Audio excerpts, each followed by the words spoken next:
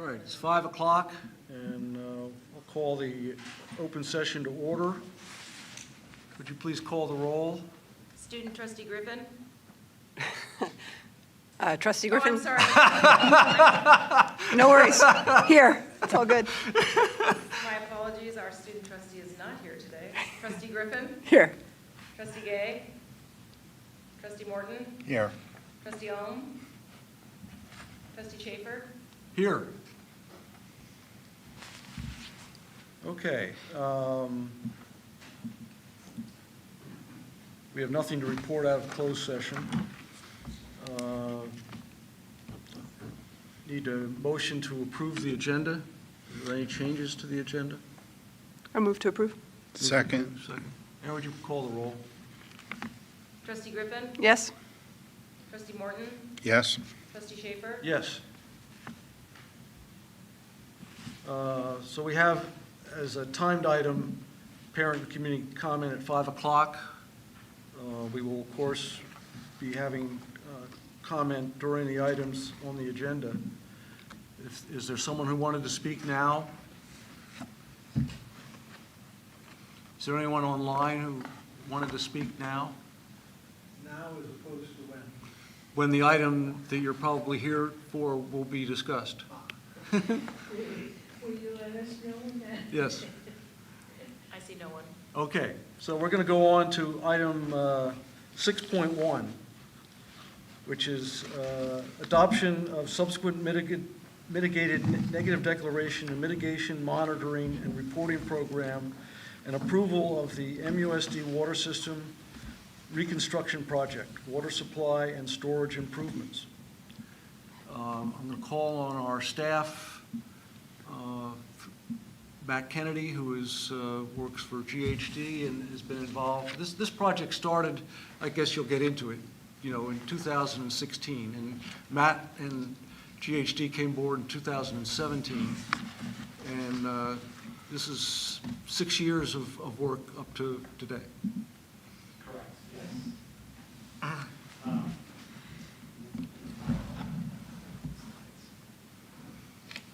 Thank you. Everyone, is this on? It's Okay. not, it doesn't amplify. Doesn't amplify, so I'll just use my normal speaking voice. Right. Thank you. Okay, great. We've got the slides up. So we prepared about 25 or 30 slides just to cover the background and the history of the project, what the project involves, and then my colleague will also come up and speak to the CEQA process and the CEQA component of the project. But I'm going to give background on the history and some of the technical components of the project. Next slide.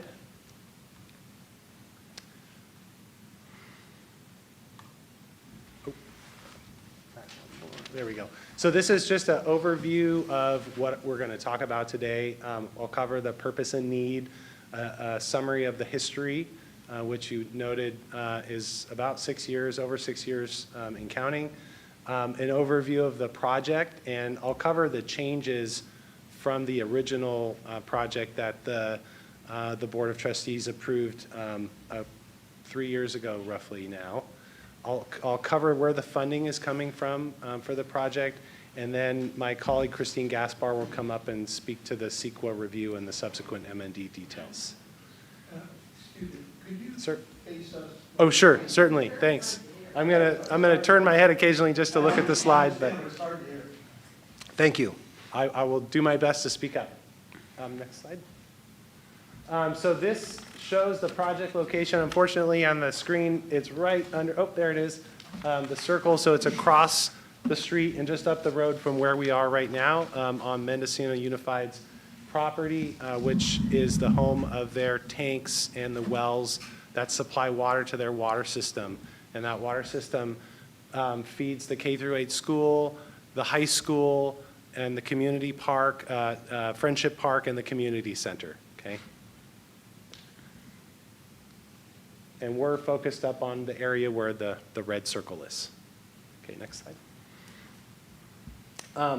So the purpose and need for the Mendocino Unified School District's funded project came about in late August 2016 when they received a letter from the State Water Resources Control Board Division of Drinking Water following an inspection of their water system that identified several deficiencies and issues that needed to be addressed. And these generally involved inadequate source production. So that is to say that the wells that the school district has were not capable of producing enough water to meet their demand, okay, on a continuous basis. That they lacked the required pH monitoring and alarm systems, that they lacked a long-term plan for their water system, and they also needed to complete a cross-connection control survey. And a cross-connection control survey just looks at where there is potential for a cross-connection between a recycled water system, which is non-potable water, and a potable water system, okay? And the school here is the irrigation system is set up for recycled water, for the use of recycled water, so that was part of the impetus for that requirement from the Division of Drinking Water. Okay. And then the other funding, so there's two pots of money that are funding the improvements here. One is through the school district and through a grant the school district obtained from the Drinking Water State Revolving Fund. So that's a combination of federal grants and state grants. The Mendocino City Community Services District is partnering with the school district to fund additional improvements on the project. And those improvements came about through historic drought conditions that resulted in water scarcity within the service area for MCCSD. And that what happened there is that, and this has been happening for a while, is shallow wells in the community go dry in the summertime and during droughts. And people, residents and businesses purchase and haul water in from out of the area. Usually it's Fort Bragg from their water system, or from, in the most recent drought a couple of years ago, from the city of Ukiah when Fort Bragg stopped providing water. And so the hauled water is coming in. There was a period when it was becoming difficult to get the hauled water, and that was part of the impetus for that, that project. And an ancillary need is that Mendocino generally lacks adequate fire protection and could do with more storage for fire protection. Okay, next slide. So I'm going to run through a timeline here, and I'm going to reposition myself a little bit so I can see the slide a little better. So back in August 2016 is when Mendocino Unified received the notice from the Division of Drinking Water about the water system deficiencies. In late 2016, they issued a competitive request for proposals for professional services to help with funding and planning, environmental design, and construction of water system improvements. GHD responded to that request to proposals, and we were retained by Mendocino Unified in January 2017. Following our engagement with Mendocino Unified, we worked on a drinking water state revolving fund planning grant application, and that period, that took a couple of years just to get the funds to do the planning. And so the planning involves doing studies, geotechnical investigations, hydrogeology. It involved putting together a water system master plan report that outlines what improvements would be needed, coming up with alternatives to find the best project for Mendocino Unified. So we submitted the application in 2018. In May 2018, it was in 2017 we submitted the application, excuse me, and then 2018 takes about a year for the application to get processed. They received a contract from the state for the planning grant. So that was the preliminary engineering and the environmental, and then it was the detailed design of the project. That's what that planning grant covers. In 2019-2020 timeframe, we completed the water system report, and there were a couple of revisions that occurred during the process as we were working through some of the details with the state grant administrator. Next slide. January 2020 is when we issued the final water plan report, and that included the finalized recommendations for the project. And I'll go over those in just a few slides here.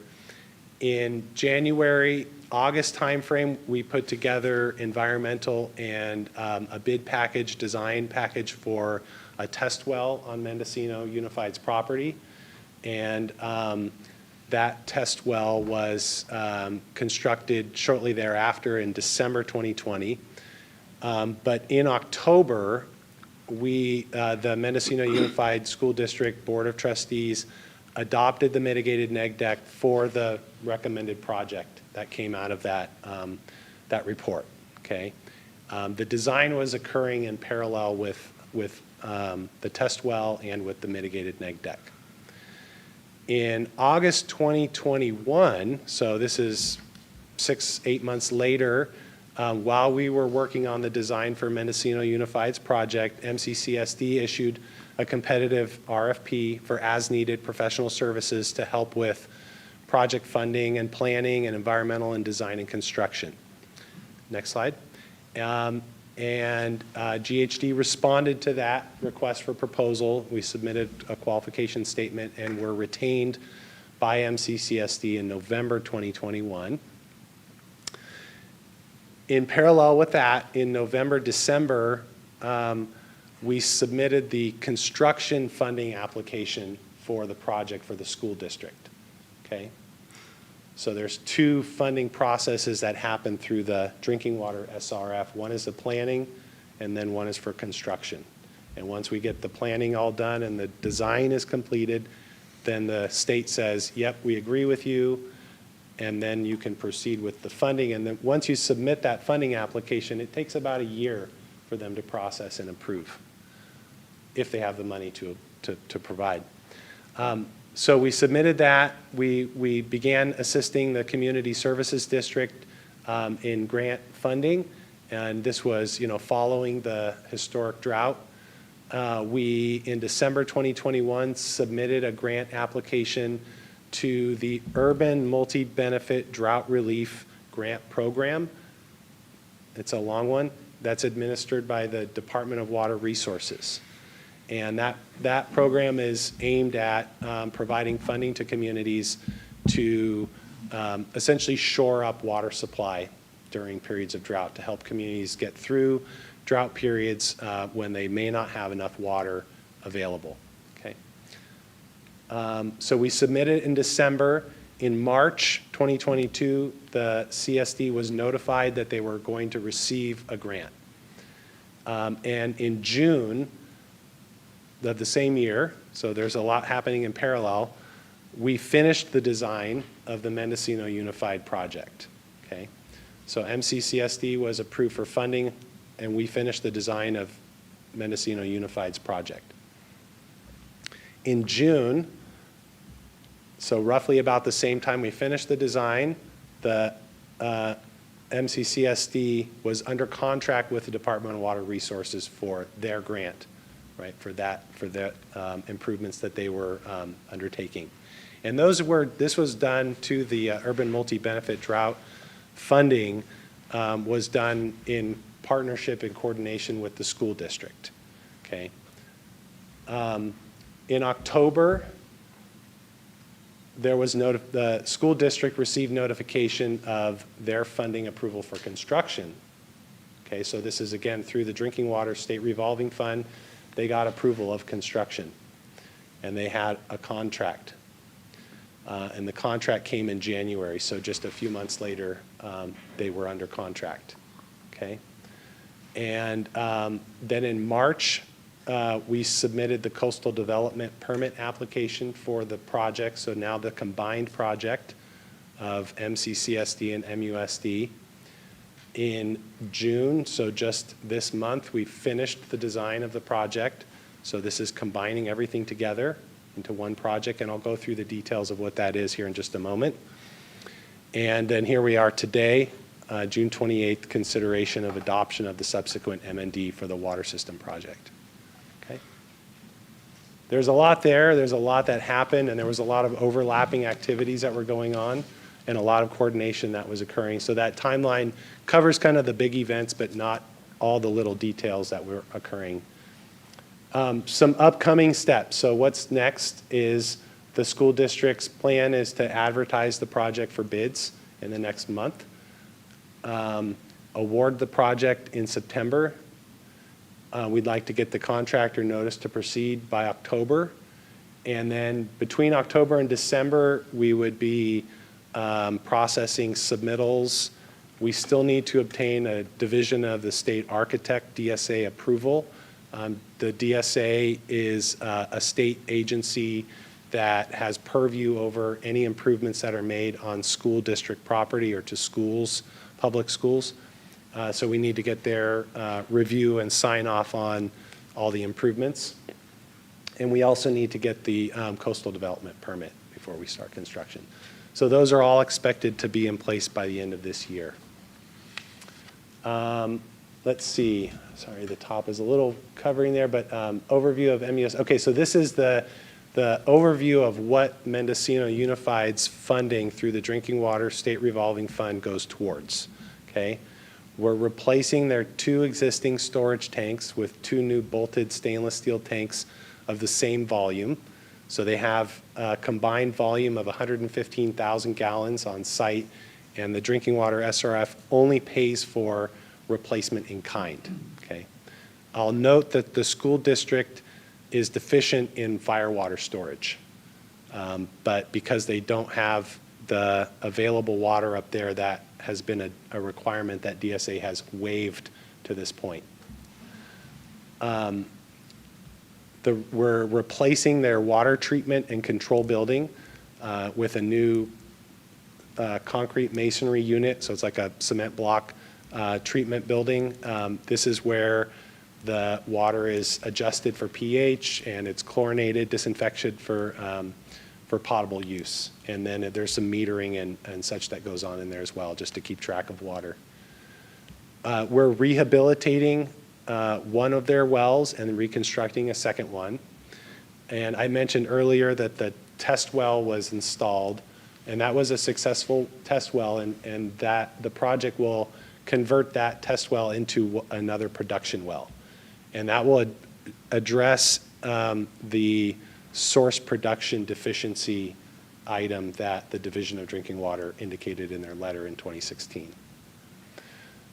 There's a couple of old caisson wells on the school district's property. So these are very old wells that were probably hand dug, and we want to get those properly abandoned because they can be a conduit into the aquifer for contamination. And so we want to protect the aquifer, and so the plan is to abandon those wells per county standard, which means you're basically grouting them with cement. So there's no longer that connection. And there's some access road improvements that we'll make to the site to meet fire code requirements. And then we have to cut a few trees down, and we're going to replant about 20 trees on their property. Okay. So that summarizes the school district's drinking water SRF funding, what that funding goes towards. And the next slide shows what that project looks like. So Little Lake Road is down here on the bottom. North is generally up, and we're kind of down off the page to the left in the school's multipurpose building. So this is the school district's property and where their maintenance building is. And this slide just shows the key features of the project. So the 2 tanks, which were proposed to go back roughly in the same location. There's the well number 6, which is a new well number 1 and 2, which are the 2 existing wells that will be rehabbed, the water treatment and control building. There's a new flow meter that we'll put in to monitor how much water is going out of the tanks into the system. Generator, so when the power goes out, there's still power to keep the system operating. A new fire hydrant. And then I've indicated here the big purple circle, the future 250,000 gallon recycled water tank. This is a separate project that the school district is undertaking And that project will construct a recycled water system that connects to the plant down at the, is it Kelly Road, I think, in town. And the plant will supply recycled water up to a storage tank here, and that water would be used to irrigate the play fields at the high school, at the K-8 school. Friendship Park will get a new irrigation system for the baseball field. I think there is plan for the water to be available for the community garden. And the intent there is to preserve the limited groundwater for potable purposes, not used for irrigation, and to use just recycled water for irrigation, and to better use that water, because right now it's not being used. It's mostly all just being sent out to the outfall to the ocean. Okay? So that's this project. Now the project funded by the Mendocino City Community Services District, which has been combined with this one, constructs an additional 500,000 gallons of potable water storage for use during drought emergencies, up to 10 new wells on the property, but we only have 9 in the project. There's access road improvements to those new wells. The 2 caissons that I showed abandoned in the school district's property, one would be abandoned, and we're going to convert the other one to a monitoring well, so we can monitor what's going on with the groundwater in that area. And then there's a small stream that is one of the, called like the headwater tributaries to Slaughterhouse Creek. And it generally always seems to be flowing with water. So there's springs up on the school district's property that are always flowing. And we want to monitor that stream because the wells, would be pumped during those periods when water is in demand, when there's a drought and when people need water. And we want to make sure that we're not impacting the stream or impacting other neighboring wells. So we have monitoring set up currently in other neighboring wells, and we would like to continue that monitoring to make sure we're not having any impacts on neighbors. Okay. There's a question. I don't know if we're waiting or. Rather you wait until the end of his presentation? It's just, I want to know what's defined as a drought emergency. So those are designated by the state. The state usually declares a drought emergency, and then that allows, local agencies and municipalities to take actions in terms of water conservation and things of that nature. Yeah. And then, we have to build these access roads into the new wells, so there's additional trees that need to be taken down, and so we're replanting more trees as a result. Next slide. And this is, there's 2 slides here now to show the changes. So these are the differences between, what was in the project I showed on the slide earlier, which was just the Mendocino Unified's project, and this one. So what's different is the 2 potable tanks are larger, okay, but they're in the same spot. We still have the recycled water tank. We still have the treatment building, the generator, the wells, and then 2 of the additional wells are shown on this plan, well number 7 and well number 8. And on the next slide, which is it's the north of this one, right? So we were looking at the area down below, and now we're looking at the portion of the parcel above. And this shows the other 1, 2, 3, 4, 5, 6, 7 wells that are proposed in that area, okay? And then the staff gauge, it's a little hard to see, it's off the screen, but there's a little stream that runs, very small stream, and we would be putting the staff gauge there near the parcel boundary. Next slide. So this is a summary of the funding. The grant amounts that Mendocino Unified and Mendocino City CSD have received are a little bit larger than that, so I didn't include in here the portion of the funding that went towards the environmental, the design, the investigations and such. This is just what we have earmarked for construction, okay? So the Drinking Water SRF grant, which is administered by the State Water Resources Control Board, Division of Financial Assistance, they're providing $4.5 million. And then the construction funding through the Urban Multi-Benefit Drought Relief Grant, which is administered by the Department of Water Resources, is providing $1.16 million towards those improvements. So they're funding components of the project, but combined together because we get better economy of scale and we're going to get more project for the dollar. Okay? And the construction funding covers all the bidding, the construction management, the inspection, the DSA approvals, the state architect approvals, and there's a lot of state reporting requirements that we have to comply with that are tied to the funding, so we'll be addressing those as well. And I think the next slide is where I'm going to hand it off to Christine, our senior environmental planner, and she'll speak about the CEQA component.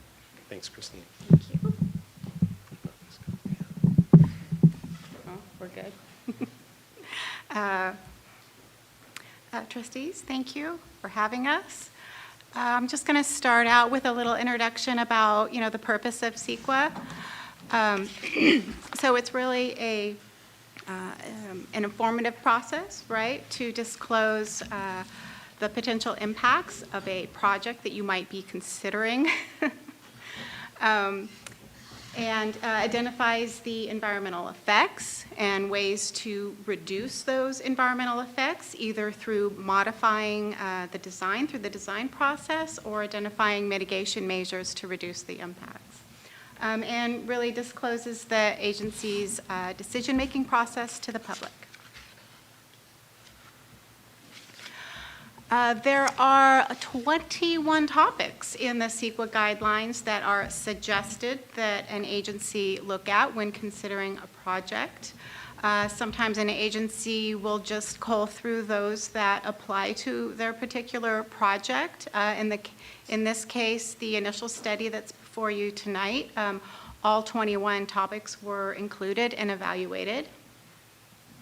The initial study also provides a basis to determine whether or not the next step is to adopt a mitigated negative declaration or whether you need to prepare an environmental impact report. The distinction being for an MND, if you can find a way to mitigate your impacts, then an MND is the appropriate next step. But if you find that you might have some impacts that can't be fully mitigated and are simply unavoidable, then you would progress to an EIR. So again, the document before you tonight is an MND. There were some questions about, the CEQA lead agency, so we wanted to clarify that. In the CEQA guidelines, it does talk about how to define the CEQA lead agency, particularly if you have a project where there are multiple agencies involved. Sometimes it can be tricky. Sometimes some agencies don't want to do it. So there is some framework in the guidelines on how to determine that. In general, it says the agency with the principal responsibility for approving the project. There's also some talk about whichever agency comes out the gate first, so to speak, and is the first one to make a decision about the project. So in this case here, because the improvements will be on school property, the school has to make a decision first as to whether to allow the project to proceed and allow the water district to have their improvements on the site as well. And then also, of course, the school district was the lead agency for the original document as well. So taking all that collectively, the district, and in conjunction with the, I'm sorry, I keep saying district, the school district in conjunction with the water district decided to mutually agree that MUSD would continue to be the CEQA lead agency. So I probably belabored that too much. Okay.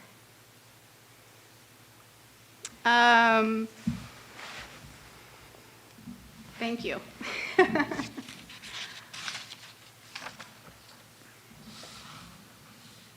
Sorry. Oh, right. Did you skip a slide? I'm sorry, I'm out of sync. I think that's the order that's in the printout. Oh, okay. Apologies. Oh, I'm sorry, I do remember this slide. We backtrack a little bit to discuss what happened with the original document that the district adopted in 2022. We just wanted to touch that process followed the CEQA guidelines, just like the current process has followed. And that document evaluated specifically the capacity and aging infrastructure improvements that were going to be made as part of MUSD's water system. That document was made available in 2020 for public review. All of the noticing was met, all the required noticing in the CEQA guidelines was met.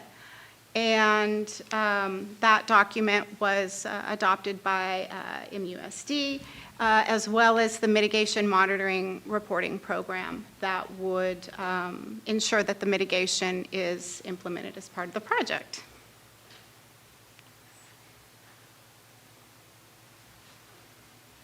So the CEQA guidelines also give you some guidance about what type of document to do. In this case, because the original document had been an initial study and then with an adopted M&D, there was actually multiple paths that could have been taken. The two most common paths taken is either an addendum or a subsequent document. So the subsequent document is triggered when there is what's called substantial changes to the project that require major revisions to the document or that might identify a new impact or have new mitigation measures. So because there was substantial changes being made to the project, it was decided to do a subsequent M&D. And I think I hit all those points. So the subsequent document, as I mentioned earlier, it was a complete review. It covered all 21 topics. There was new technical studies done in the area of biological resources, cultural resources, hydrogeologic conditions, and then also noticing to tribes was conducted again. And the results were that there was new analysis and there are new mitigation measures in the current document. The document was circulated for 30 days for public review from May 11th to June 9th. It was also made available at the district's website so folks could download, and then there was a hard copy at the district's office if someone preferred, paper like I do.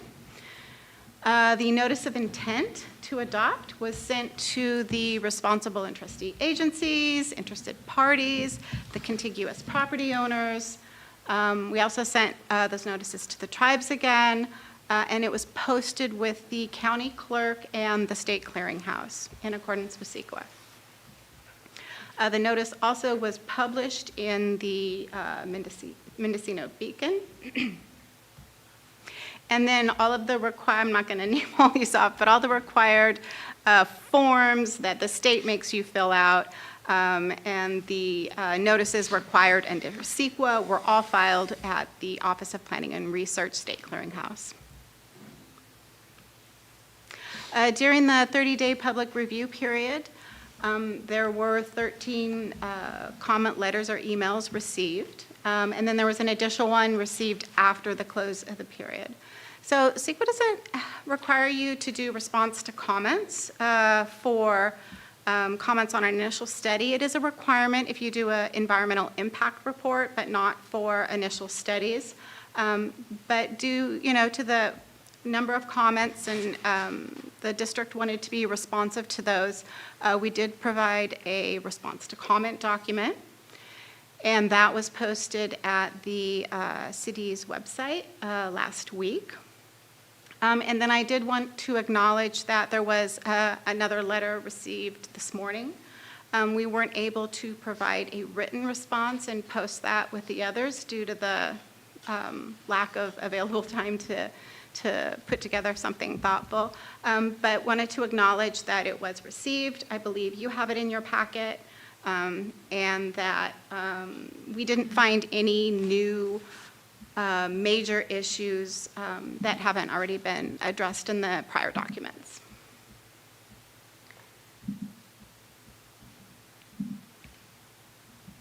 I think we skipped one.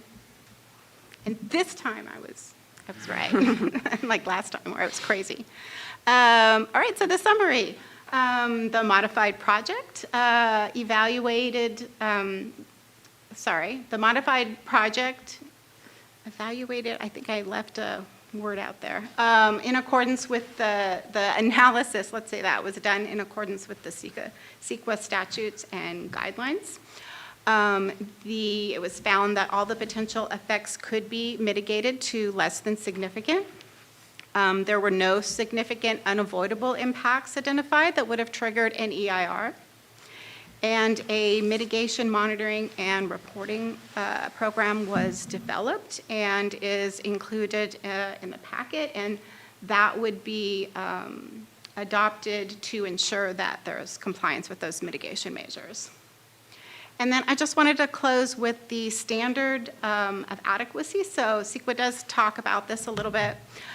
Essentially, it says, it doesn't have to be perfect, but there does need to be, you do need to feel like you have adequate information in front of you as a decision maker to properly make a decision on the project. And it needs to reflect adequacy, completeness, and a good faith effort to disclose at full disclosure.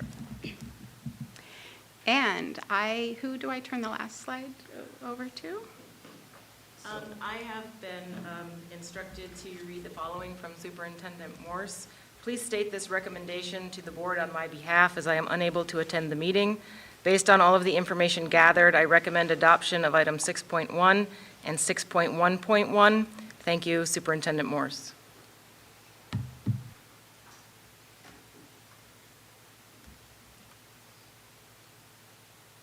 I wondered if you had planned to go over the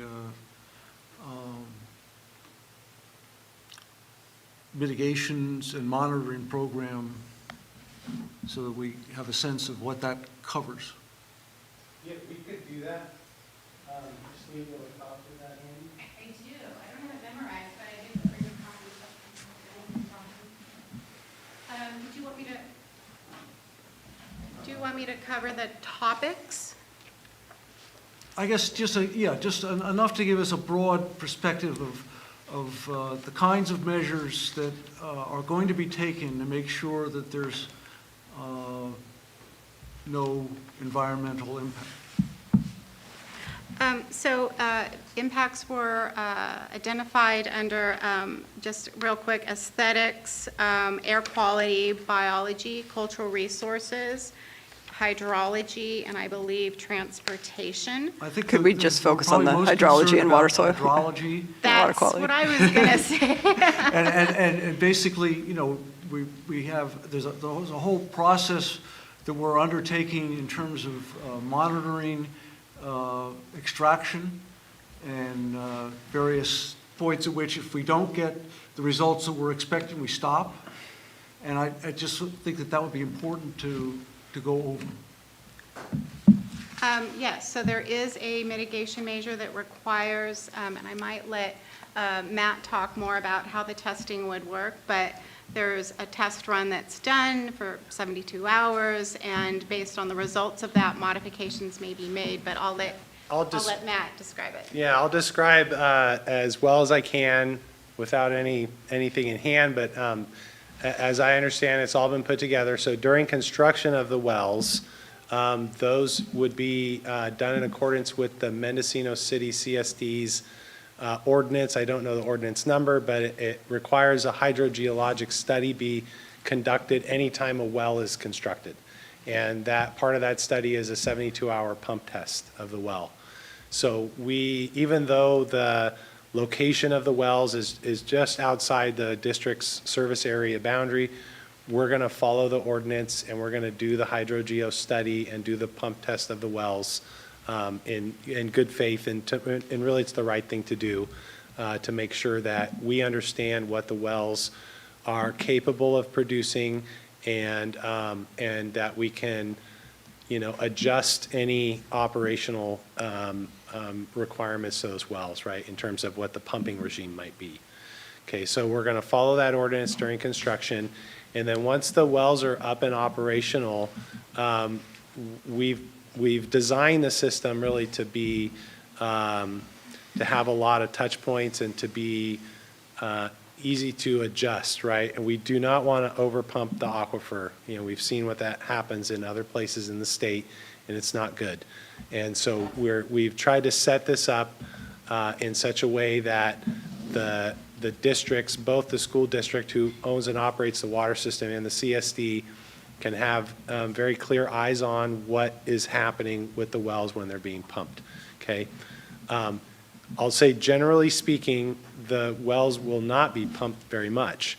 The plan would be to cycle through during normal operation to meet school demand.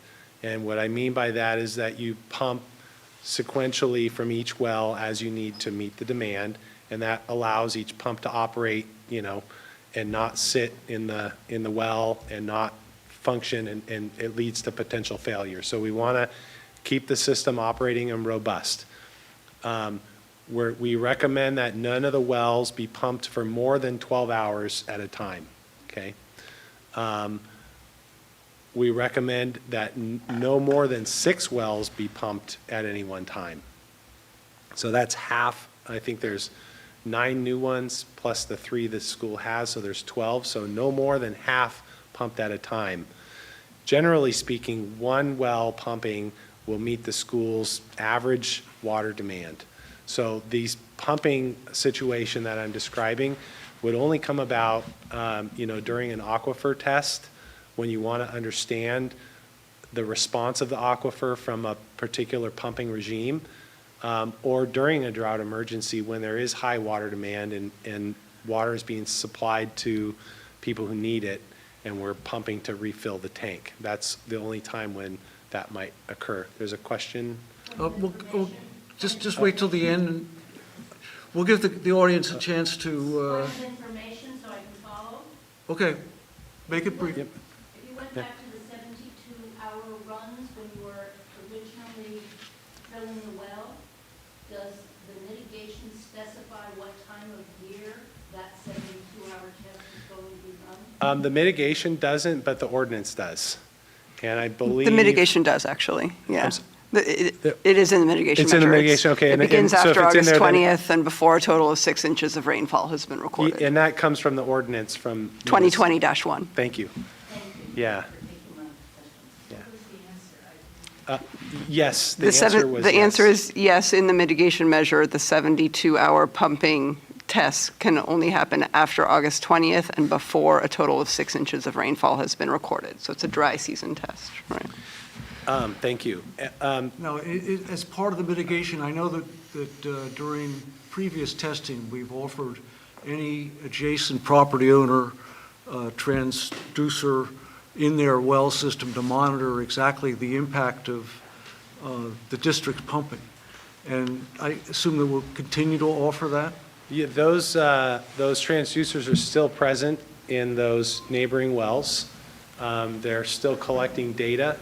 And I mean, we need to get out and actually download it, reset those, and continue to do that. So yes, that is a And continuing. anybody who didn't get one the first time around for various reasons could We're happy to. offer them Yes. themselves to have a, There was at least one well that we wanted to put one into, but the wellhead was so corroded that we couldn't remove the top, and we didn't want to damage it. And, but absolutely, we would want to do that.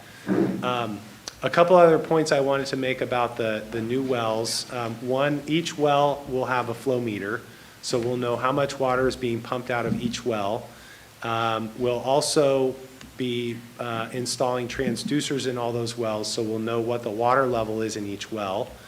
And we'll have water levels in all the wells, so we'll understand during pumping how pumping one well affects the nearby wells within that well field.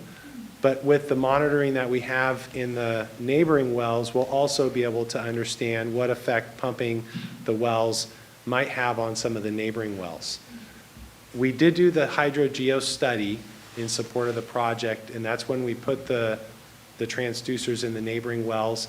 And it was interesting, at that time, the school district had a water main break down, I think it was near the high school, and it took 4 or 5 days to get it repaired. And it was luck really that we timed our testing of the existing wells right when that main broke. The school was pumping one of their wells continuously for almost 5 days. It didn't stop, it didn't turn off, because they were trying to keep the tank level maintained, but the water kept running out because of the main break. So we were able at that time to monitor all those neighboring wells, plus the school district's wells. And then there were those caissons I mentioned, and we had a transducer down in one of those. And we did not see any effect on any of the neighboring wells from the continuous pumping of that one well for 5 days. We did see effect on one of the adjacent Mendocino Unified wells. It's about, I think it's 70 or 80 feet away. So we did see that well drop, and we expected it to drop. We didn't see any effect in the caisson well, which is kind of near there's a wetland area, I'll say, on the school district's property. There's a lot of standing water, and that's where that little stream leaves and heads down towards Slaughterhouse Gulch. We didn't notice an effect on the caisson well, so all that pumping didn't seem to have an effect on what was going on with the surface water and the near surface waters. So that was reassuring, and it was that test and some follow-up analysis that was used to come up with some of the estimates that we included in those reports. okay. I hope I answered the question. You did. Good. I'm going to ask the board if they want to have, if they have additional questions, and if they want to make a comment, to do so, and then ask if the audience cares to make comments and ask questions. And then we'll come back and sum up and vote. Okay, so I'd like to push this a little bit. We may be entering a period where we have massive rain for 3 years or 12 years, followed by massive drought. So we have 7, 8 years of drought that's worse than the year before last in a row. And somehow the magic of underground geology and hydrology is such that it becomes apparent that somebody's well, surrounding well, goes dry or they don't have enough water. What is built in terms of response, problem solving, helping that person out in addition to the people in town? So that's a good question. I think it gets at the question of how is the water provided to members of the community during a drought period, right?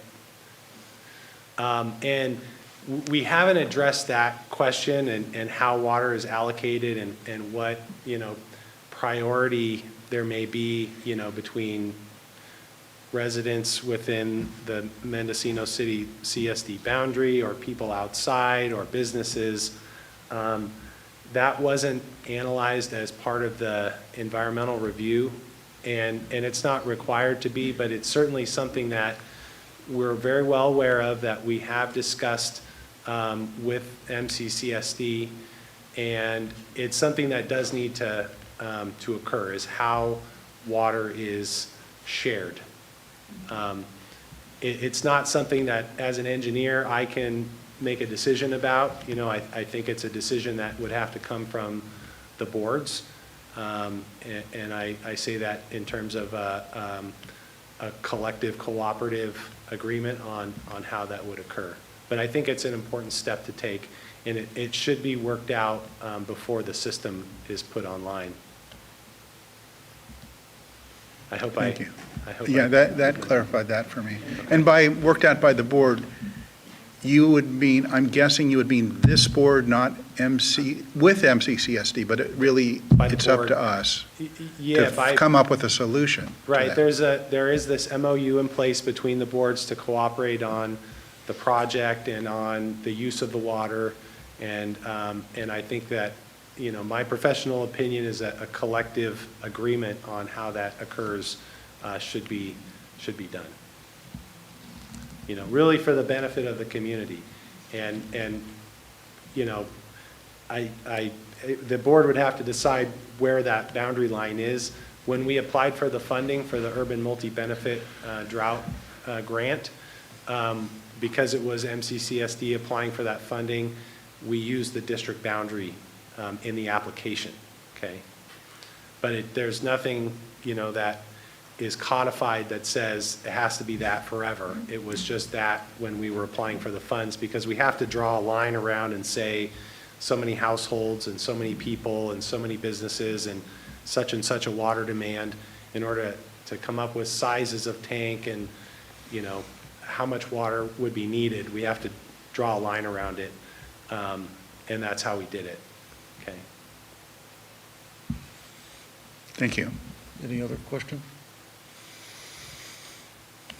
No, that was my main question. I have a comment, though. This is a little bit of a side comment, but it's some news from this week.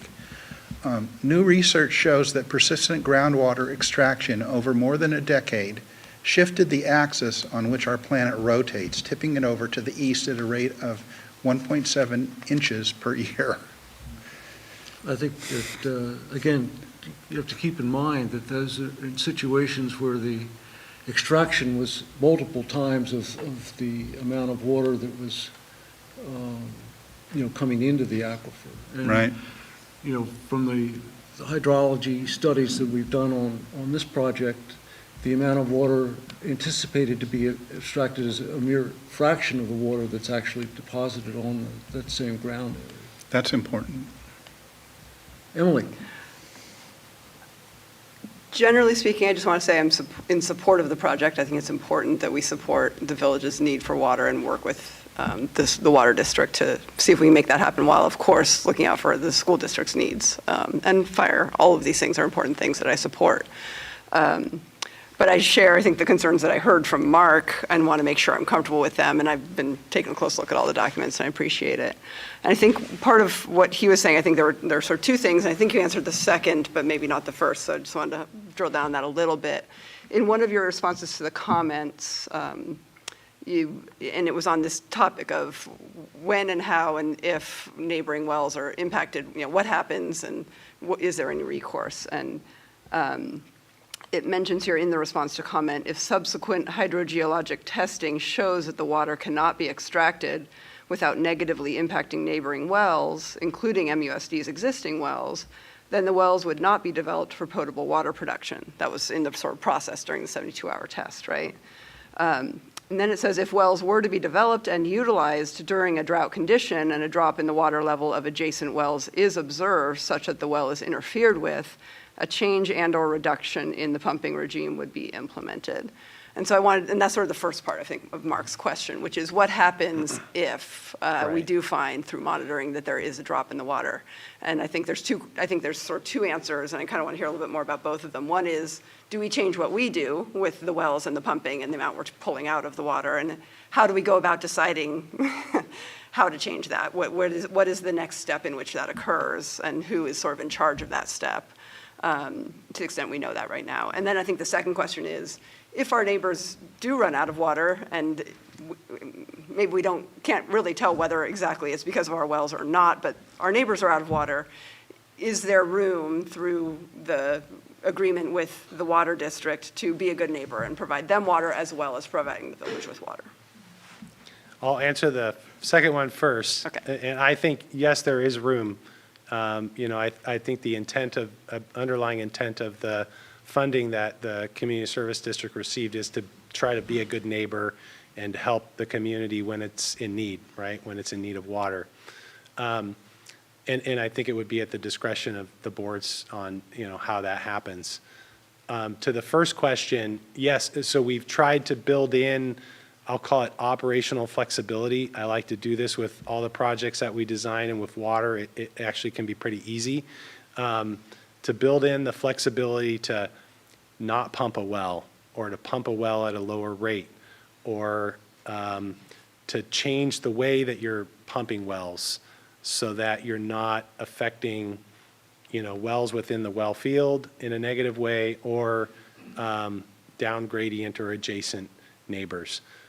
So we've included in the recommendations kind of I'll call it an initial operation. So I said, don't pump, no more than 6 wells at a time and no more than 12 hours per day. That was just based on this initial hydrogeo study. What actually happens, what gets recommended through the hydrogeo study that will be done during construction may change that, right? Because we don't know exactly what is down under the ground everywhere. We only know where we put in a well. It's like a single point of data. And so the more points we get, the better we understand what's going on with the groundwater, how it affects other wells, how pumping affects it. And so I think with that data, we'll be much better equipped to fine tune the initial operation of the well field. And again, I want to emphasize too that the plan is not to pump all these wells all the time. That's really, comes up during the drought period when people need the water and when the demand is there. The school district's water demand on a daily basis is 10,000 gallons, maybe less. And you're able to meet that with just two wells right now. So I think on a day-to-day basis, you're not going to see really any change in the groundwater or, the amount of water being used. It's really just during those drought periods. But the flexibility in the system is really key, and we've designed it that way so that you have that flexibility. Another question. Go ahead. On this same subject, my understanding is that right now, no drought, we're not going to use the water, it's going to sit there. In other words, for some period of time, how long does it take to fill 500,000 gallons? Well, it depends on how much we're pumping.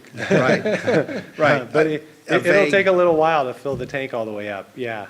And to be clear, that initial process of filling that 500,000 gallons will happen in the rainy season, in the wet That's the season. plan, Right. yeah. We don't want to fill it during the dry season. Okay, That's so correct. then it's filled up, it just sits there, the water just sits there, right? And, It's circulating. In other words, if the district's using 5,000 to 10,000 Right. gallons a day, that's, in 2 months, you're going to go through that tank. but you're not. It's going to be fresh Yeah. water. But that water would have been pumped anyway for Right. the school district. Right. It's not extra water, except at first to fill it up. Right. Then you get to a drought in 1 year or 10 years or whatever. And my understanding, I think from what I read, is that that water might last, am I correct, 3 days? So the calculation that we did just to size the tank was based on, all right, I'm going off of memory here. It was based on, and this was just to size the tank, the population of Mendocino, so the resident population, which was like 855 people. And we assumed a reduced water demand of 50 gallons per person per day, okay? Normally, when you're sizing a water tank, you're using 100 or 120, but we're figuring it's a drought and people are using less water. We also included the transient, call it visitor population, which I think was like 2,500 people per day. So we use that combined population at 50 gallons per person per day for 3 days, and that's where we got the 500,000 gallons. I think the problem with that, calculation is that, those businesses and residences aren't connected to that tank. There's no way to easily take the water from the tank and put it in individual homes. The supply line that we're contemplating using is the same supply line that we have for fire protection. It goes from the tanks down Little Lake Road to the high school. It's the same, we're contemplating metering hydrants for water trucks. I know at one point the CSD was thinking of getting their own water truck, as well as the commercial water trucks that are available. So in a way, it's not the 3 days issue, because I don't think it's, if there's a drought worse than the one we had 2 years ago, even then, it's probably, fewer than half of the customers of the CSD were getting water piped in. And for most of them, they would do it once in a month, not every day. So it's kind of hard to do it. I mean, I think that there are a lot of, we were talking before about the need to figure out what the priorities would be and how to do it. And that's something that is a task that we still have to face. But it seems to me that we ought to have a mechanism that residents can come to during certain hours to a hydrant with their own containers and get water directly. There ought to be other mechanisms than just relying on water trucks. Right. We had a problem, during that drought when we did offer our water for a penny a gallon to water haulers. But we wanted, the condition was that they could fill their tank up, but they couldn't charge everybody they dropped the water off to as if they were delivering a full water truck full of water. They had to prorate their delivery fee based on the water the actual, customer used. And the water companies didn't do that, so they didn't take much of our water at that point. So we're going to have to come up with a better way to figure out how to make it fair for the water companies to make money, but not to gouge the customer in the time. And that's a task, again, that the two boards will have to figure out how to do that. And I guess, we shouldn't underestimate also the value of this tank for fire protection. Currently we have, the only fire hydrants in town are connected to our water system. And we have 115,000 gallons when we're full. And a beautiful new $10 million high school in town. And now we're going to have, 600,000 gallons. And then when we get the recycled water plan implemented in hopefully another couple of years, we're going to have another 250,000 gallon tank and an additional number of fire hydrants that actually go down Main Street instead of just Little Lake Road. 13 fire hydrants. What? 13 fire hydrants. 13 new fire hydrants, yeah. And so I think the big picture is that this really contributes to the safety of the village of Mendocino. It's resiliency in a drought, its ability to handle, fires, and so I'm very proud of this effort. Sometimes it's very frustrating when you're working with government things, and it takes so long from when a need is identified to when you're actually going to do it. And we still have over a year before we'll actually see these things in place. And, again, we're not going to suddenly go from what we have now to having this 600-something thousand gallons of water. One tank is going to have to be constructed before we tear down the existing tanks, or at least one of the tanks. So you're going to have a period of time when you've got, the old tank and a tank going up, then when that first 250,000 gallon tank is first 500,000, whatever, it was 300,000 300 gallons. roughly. Gallon tank is finished, then we can take the two existing tanks out of circulation and put the new tank in. So it's not an overnight process.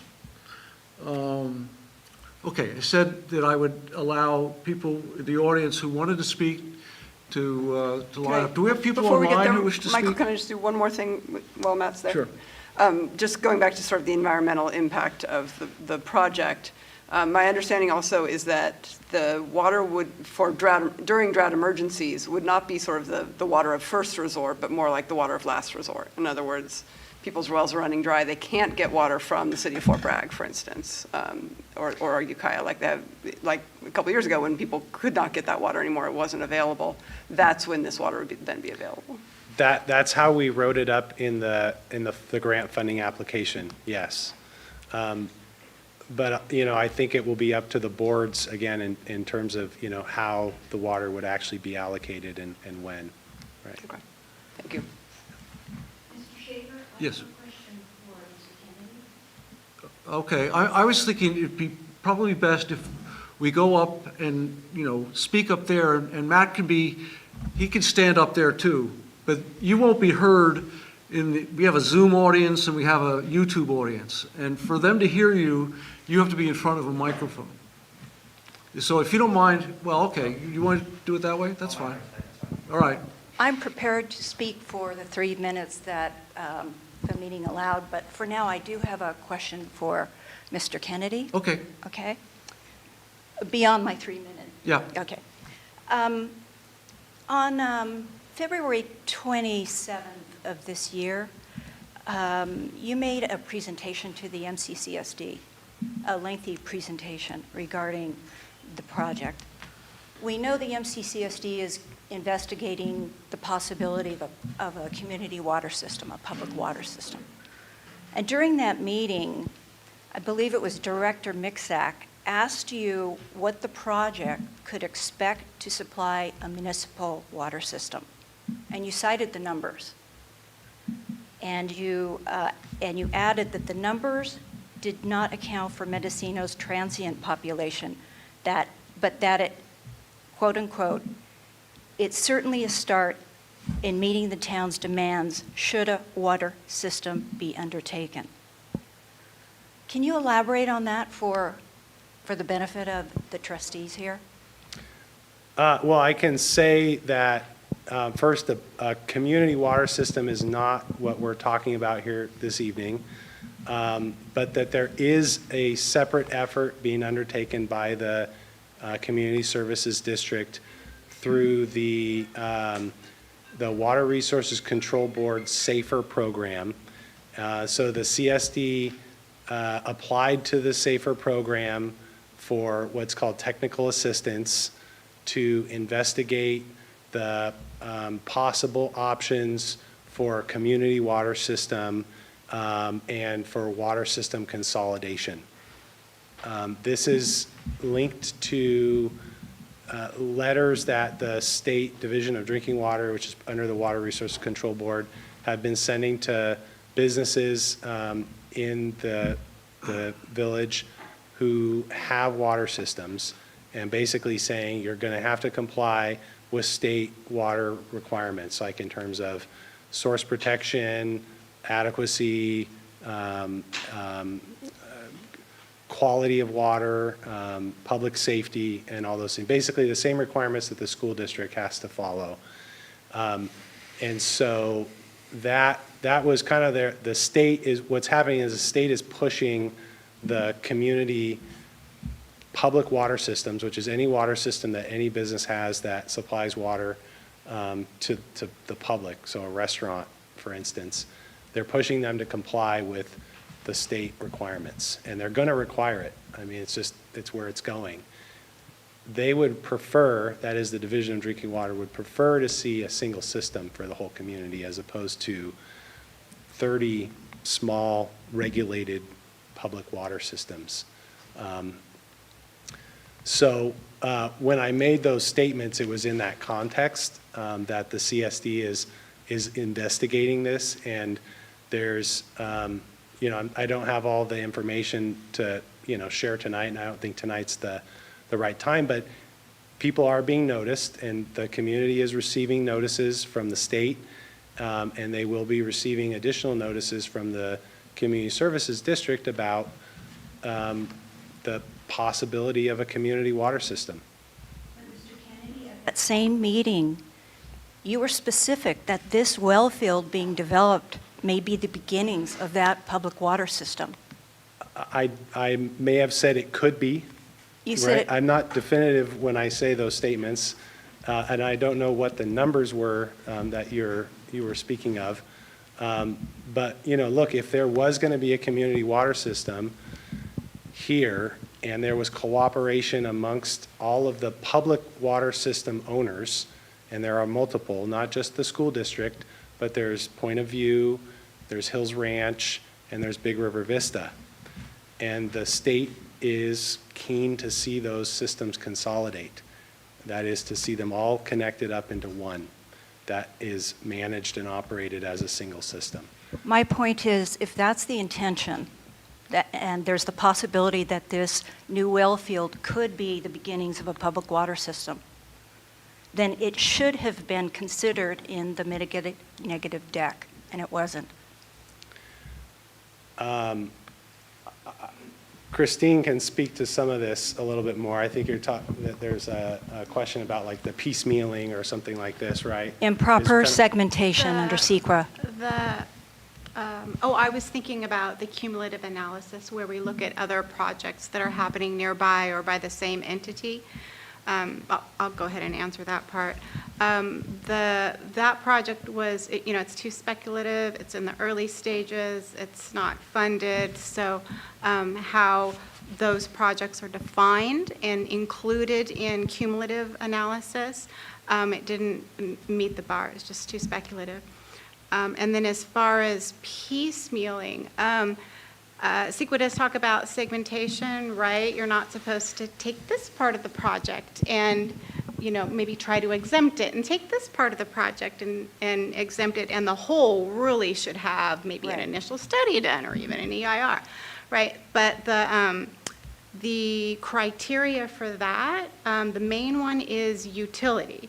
Does each part that you're constructing have separate utility, and can they exist by themselves? So I would definitely say these two things that are being, the project before the board tonight, and then this other project, this other future project, definitely sound to me like they have separate utility, and this current project can function on its own it doesn't need the other.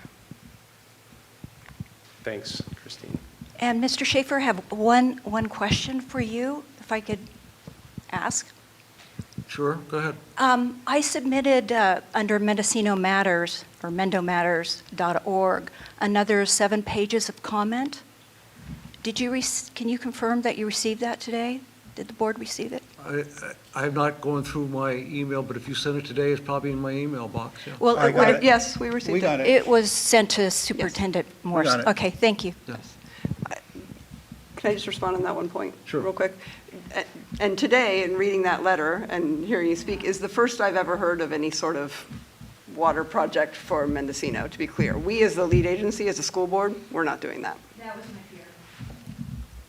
fear. That's not a fear, in my view, right? We're the lead agency on this project, and that's not something we are doing as No, part of I this think project. if you go back to a document that you created in 2020 about our water system, there's a whole section where the state asked the question, should this be part of a consolidated water system in this area? And the conclusion is we're decades away from that happening. And that's why it's not part of our analysis. It's why it's not part of the process tonight. Yeah, as I mentioned, the state is very keen to see small systems consolidate. And they're going to push harder and harder in the coming years, to make that happen. And they're beginning to kind of lay out an easy path and a hard path. And I think that's partly why that, technical assistance approach that this services district is looking at is just being looked at this point. And that's right. In the report that we prepared for this project, we were required by the state, it was part of the funding agreement, to look at water system consolidation.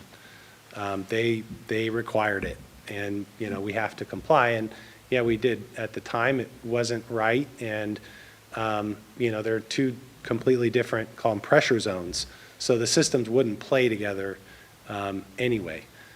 It would take a lot of effort in order to consolidate, the systems that are nearby, and it was well beyond the scope of this project to be able to do that. The lead time on these projects is phenomenal. As we said, we're 7 years into mitigating or answering the state's complaints about our water system, the district's water system. And that's what, we're here to do, to take the next step to allow us to do that. We've been very fortunate that the funding for curing the problem has come out of state funds for water and not come out of school district funds for general operations or out of our bond fund. We didn't have to divert any of that money from the high school or the K-8 school. We were able to get funding completely for the water project. And I think that the investment that the state is making in our water system is really a good thing. So I will. Just wanted to make note that Trustee Ohm has his hand raised. I didn't know if you wanted to acknowledge that Trustee Ohm is Okay, online. I didn't realize that he was following us online. Wind Spirit?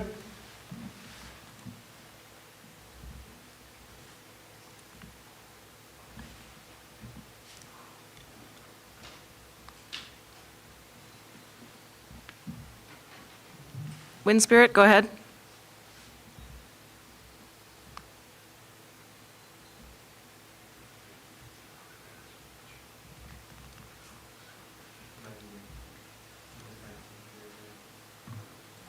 If he's not responding, is there a quorum? There is. Yes. 3 of us are here. He didn't appear. I thought, Mr. Schaefer, that you were with the Community Services. No, I'm president of the school district board of trustees. Thank you. We have 3 of our 5 members here. Wind Spirit was having difficulties, so he's not able to vote tonight because of the AB 2661 changes to open meeting laws. He can't participate by remotely unless he's visible, and there are only 2, a set of exceptions that we didn't go through. So it's just the 3 of us who are able to vote, but if he's here, I'd certainly like to hear his comments. But if there are people in the audience who would like to speak for 3 minutes and on this issue, if you go up to the microphone, we'd love to hear from you. We do have one other comment on. We have someone online too? Okay. I'll get to the person online. We got some people here we'll hear first, and then we'll get to the online people. That's fine. Do you want a hand on them? I have 2 questions. The first one is, Just please come up here and Norman will go first. You can pass the sit mic down around. while we're waiting for Norman We'll to just finish. pass the mic around, Michael, it's okay.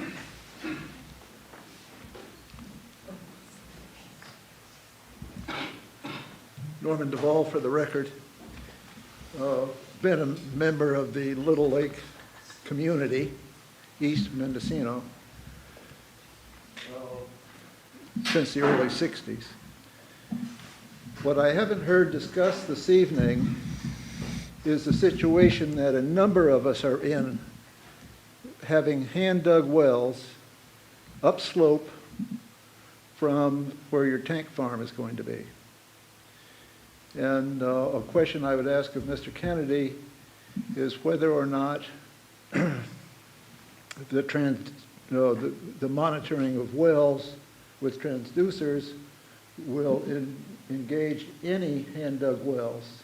Or is there any response or respect for those of us that are getting our water? Is there a relationship between our water at 30 feet compared to the wells, which I would presume are all drilled much below the 30-foot water table? So I think, can I Please just, do. I think the answers, I know them, and please, Matt, correct me if I'm wrong. A transducer will work in a hand-dug well. I had transducers in my own personal hand-dug well. And secondly,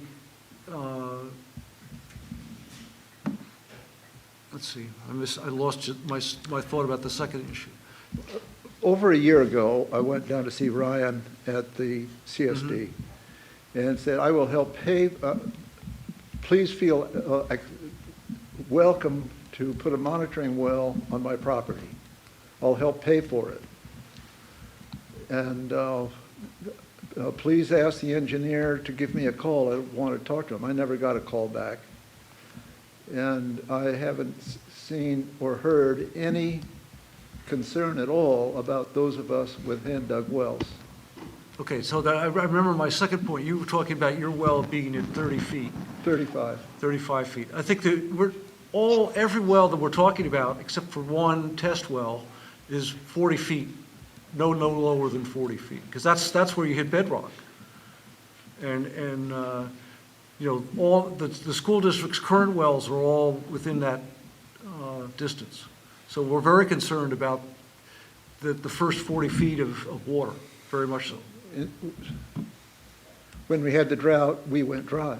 Mm-hmm. And the water truck was a very familiar item on Cummings Lane. So if we went dry before, we're going to go dry again. Do we have access to the water that is now going to be downtown? See, I think that's, as Mark and Emily raised that same issue, I think that the school district and the CSD is going to have to develop a usage plan that includes your needs as well as the inns in downtown. Absolutely. Last question. Have you considered having a JPA, Joint Powers Agreement, between rather than just a simple memorandum? It's something we haven't explored, but if you could recommend it as an advantage, then maybe we'll look into it. I certainly do, and certainly will, because a JPA would give more of an outline, have a set of bylaws, and a very clear objective statement of what the objectives are of this, with specific identification to what the issues are and what the penalties might be. Thank you. Mm-hmm. Okay. Who's next? First question is, how deep are the new wells on the district property? The existing wells and the new wells will be, we expect, about the same depth, which, as Mr. Schaefer noted, generally between 40 and 50 feet. So we would only go down as far as the bedrock and stop. Okay, thank you. And then the next question I have is, will neighbors be notified when there is a usage plan proposed by MCCSD? And will we be able to Comment, look for at sure. that before it's approved? Yes. Absolutely. He said yes. Matt, I believe there was one of the response to comments I recall talking about wells that are upslope and ours being below. Can you explain a little bit the impact of that? Yeah, I brought Ryan along. He's our hydrogeologist and the expert on the subject. But, generally, so, we're on a hillside this bluff, it's going down. The alluvium, which is the soil material above the bedrock, is also going down with the bedrock. The bedrock is going down. So, we're pulling water. Everyone is pulling water mostly, except for the wells that are dug down into the bedrock. Most of the wells are pulling water out of that alluvial layer that's above the bedrock. So as the water soaks into the ground from rain, it goes down, it flows along the bedrock, and it goes out, and it actually seeps out of the bluffs here at the edge of town. You'll see these little springs, and that's the groundwater that is making its way out to sea. So the upslope or the up gradient, when we make those references to those terms, are referring to, wells that are, uphill, or from a groundwater level perspective, they're up gradient. So the groundwater elevation is higher where that well may be compared with where Mendocino's is, or the school district's wells are, and the water flowing downhill, generally speaking, if you're pumping, you're not going to see an effect, or as much of an effect, if there is one, with wells that are up gradient, because they're being supplied with groundwater that's coming from above, as opposed to wells that are down gradient, where you would potentially see more of an effect. So during the monitoring, we were more focused on the down gradient wells, because that's where we would have expected to see something if there would have been an effect from the pumping. Okay, so in layman's terms, our wells will be downstream of those people, and thinking of sort of like a river, we're taking the water below them, it's not possible to, Well, I mean, I don't want to say not possible, but yeah, for the most part. there are water's up coming gradient down. wells, but there are also a number of down gradient Right. wells. A I'm lot of referring them. just to the situation the Correct. gentleman just spoke to. That's correct, yes. Thank Yes. you. Okay, Ryan's giving me the nod, so I think I said it correctly. No, that was a good question that we asked as well. If you could speak, would you please You come have up to to the come to the microphone? I was just going to say that that was a good Introduce question that yourself. he asked. I know who you are. Ryan Crawford here, GHD hydrogeologist. Been working on the project since the earliest ones in 2017 as well with the school here. Great question, though, about the hand-dug wells. And that was the greatest concern, actually, from the beginning, is that those are in the most immediate communication with the water that could be extracted here. And so that's why the immediate shallow wells actually have transducers, and we had manual measurements collected before some pumping events, and then even during when the school was doing some pumping, we actually were able to get data on both sides of that to see what not only the existing users, the domestic users, you can see what they're using, you can see them pumping, but we would be able to see interference patterns that would be from the school that could be affecting their wells. Did you put transducers in any of the hand-dug wells? Yeah. on Sure did. Cummings? Cummings is up gradient, so it's higher in elevation and around the corner. Actually, we have some maps too here that could potentially help the subject that I have that show the different little sub-watersheds.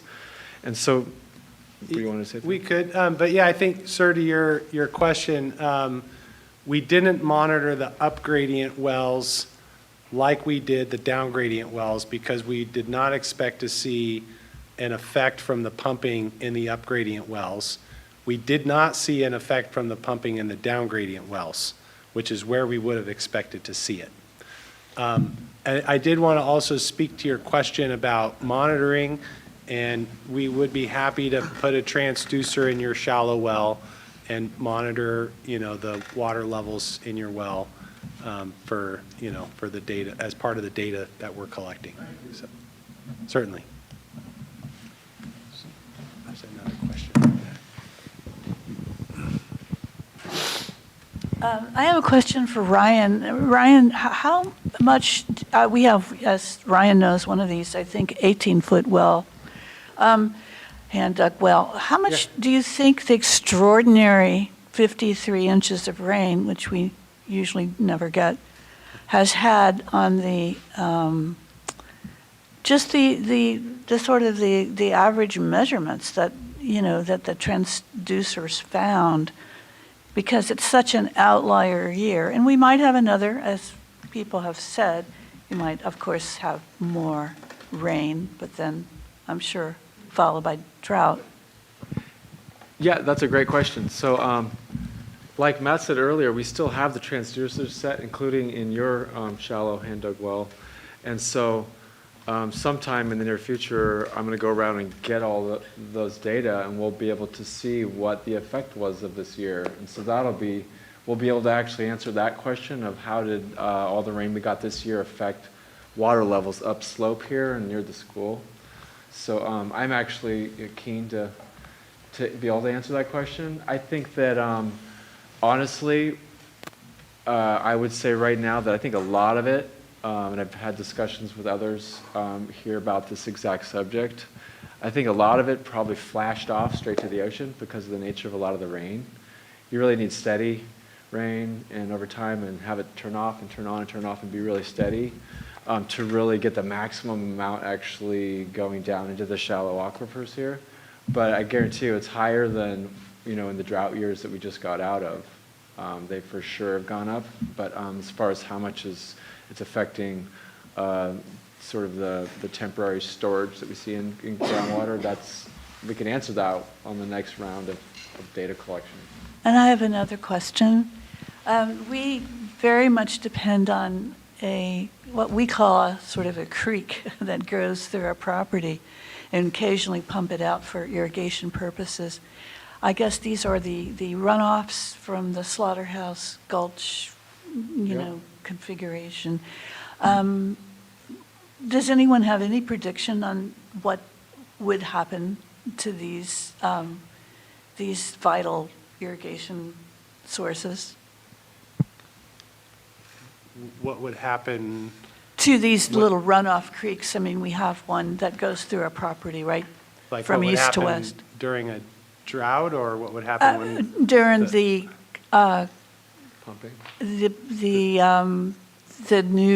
all the new The new wells. pumping Pumping and the wells and many the disturbances in the ground. Yeah, so that's why, as part of the mitigation measures, we've recommended we put a gauge that is in the draw that comes off the property in the project to at least see, even when we do the test wells, to see if we can see an effect, and for us to get a measurement prior so we can see what a baseline is and can compare. And that way we can see if there's interference when we're doing test well pumping. And it's interesting that that's a really great question, because if you look at Slaughterhouse Gulch as a whole watershed, there's about 6 to 8 small subsheds that all contribute together, and each one has a little intermittent creek that eventually hits Slaughterhouse Gulch main, right, the main one that's farther down. And so there's one on, there's a merge of several over on Calypso, and there's a merge farther down. There's several merges you'll see, and it gains steam as it goes down. And then a lot of it ends up going down through the bedrock, and it ends up going off to sea. Most of it, the majority of it all goes to the ocean. The tributary of that Slaughterhouse Gulch that's on the school district's property is I believe the southernmost. Almost. There's one little mini one that's actually right here as well on the school. Okay. That kind of puts a little bit of flow. Okay. But it's pretty much one of the southernmost ones, yeah. And there's another 6 to the north that go around to the north, and they all contribute flow. And this particular subshed that the school's on is about 9% of the whole watershed. So the other ones contribute an additional about 90% of the watershed area.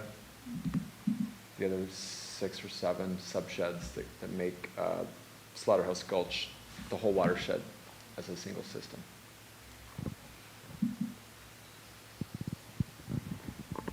My question is, we have an orchard just down the street there, about 80 trees.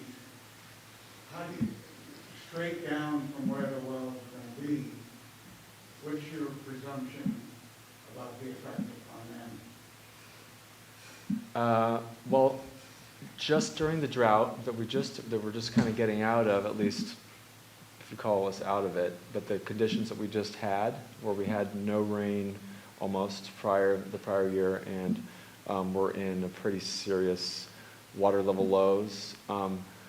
We did have transducers around in your well and a bunch of in the area and in yours, and we had pumping, like that Matt said, continuously for 5 days for the school to fill those tanks.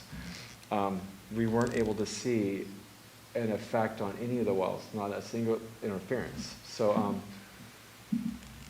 that's what we would find out in the expansion of some other wells. We would test them the same way. We would pump them for at least 72 hours straight under certain scenarios and see if there's any interference that we can find in the creek or in the draw that comes off of the project and the adjacent wells that are already being monitored, and a few others that want to be on as well that are right nearby. So I don't think it's going to have an effect, but I think with the data we have, but I think we have to. Yeah, and, we'll continue to collect the data during, before, during, and after the project. So, it's difficult to say. There's a lot of variables at play, rainfall and temperature and, how much everybody else is pumping out of their wells. The school district is not planning on pumping all these wells all the time. It's only during these drought conditions when water is not available from other suppliers and when people need it. So if we have a transducer in your well, we're collecting data, and those are programmed with date time of all the others, so we'll be able to correlate it to things like rainfall and when pumps are turned on or turned off on the school district's property. So, theoretically, we should be able to see an effect if there is an effect. Does that answer your question? That of which I heard. I'm Okay. a concussed Yeah. geezer, so I only hear parts of it. But Okay. the gist was, I got it. The gist was you don't have a clue, but it's probably slightly above where you're going to drill. You were asking about your orchard, and I'll be honest, I'm not an arborist. Yeah, I am, but I'm not a tree guy. I don't know, and I don't know that how deep the roots of the particular trees that you're growing go down. We're generally pulling water here at the school district property at a depth of, what is it, Ryan, like 20 feet? Groundwater levels are around 20 to 25 feet below the ground, and the bottoms of the wells are between 40 to 50. 40 to 50 feet, because we're up actually on one of the older marine terraces that flows down, eventually goes pretty shallow to bedrock. There's some other bedrock wells pretty nearby that start right afterwards because they don't have much of the marine terrace left. But then a lot of the water that keeps flowing down the hill ends up turning into the gulch, and that's what we call more of the alluvial system that starts once you get farther downhill. And So I think it's hard for us to say what's going to happen to your orchard, but we can, with the data that we collect from the wells, from the transducers, we can make inferences as to what's happening with the groundwater. Okay. Any other questions? I'm going to go online, but here, My question just wait a second till you get, so the people on Zoom and YouTube will hear what you're asking. Thank you. My question is kind of bureaucratic, which sort of has to represent you guys. I live on Cummings Lane, and I'm not in the community service district. Where would I go if I have problems? I mean, what recourse do I have? If you think that your water is impacted by our wells on our property, come to us. Say again? If you think that your water is No, impacted. I really enjoyed the presentation. I mean, I suppose I'm safe, but what if I'm not? I'd say complain to the school district. We're your closest neighbor, right, of the two of them. And you said you're not in the CSD, so No. the logical person to complain to is us. Yeah, and this goes back to us wanting to be a good neighbor, and so, we can run tests, we can monitor your well and see if there's an impact from our pumping. Okay. And we can get those results. If if I understand Matt and Ryan correctly.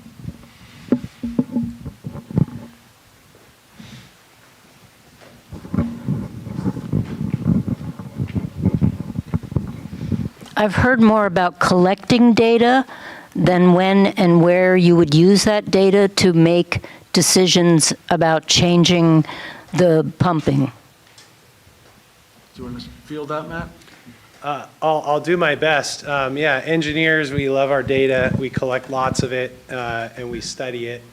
So the data that we are and would continue to collect through this project is, primarily it's groundwater levels. So it's what is the groundwater level in a particular location, and then it's pumping. So it's how much water is being pumped at a particular location.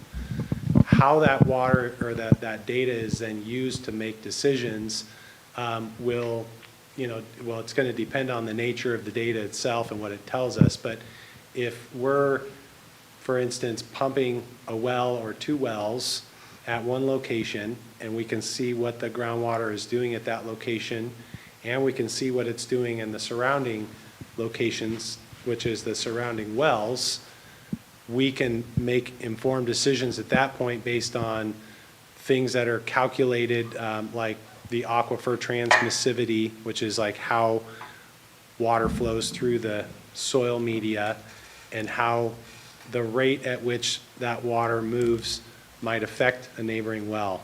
So you'll see this if you've maybe seen or heard of the drawdown cone. So when you pump a well, the water goes down like this, and it's kind of a conical shape. And the extent to which that conical drawdown affects neighboring wells depends on, how much water is there and how deep the water is in the ground, how hard you're pumping it, and what the aquifer transmissivity is. So that is how freely water flows through the media. So understanding all those things will help us better understand how pumping in one location may affect water levels in another, or water availability in another. But going back to the gist of it is that if we determine through the data that we cannot sustainably pump from those 9 wells that we're drilling in order to create a water supply for drought, we won't create a water supply for drought. Yeah, and I would add that, the level of pumping, the sustainable level of pumping is really the question in my mind that needs to be determined. We've made an initial recommendation based on the data we've collected to date, but acknowledging that more data is better, and the more data we have, the better we understand, and the better decisions we can make in terms of what those pumping rates are, so that we're not affecting the neighbors. I mean, obviously, the best data would be if it supported the conclusion that we can pump water and it's not going to impact anybody's aquifer. Assuming, we have a worst case scenario, we can adjust the amount we pump, and the length that we pump over. And both of those things should eliminate the problem in other people's wells. Again, if it doesn't, then we don't use those wells. I think that's pretty clear. But I do think we need to adopt a policy that says that at some point, fairly soon. No, I think it is in the MOU, but I think it can be more explicit. I think the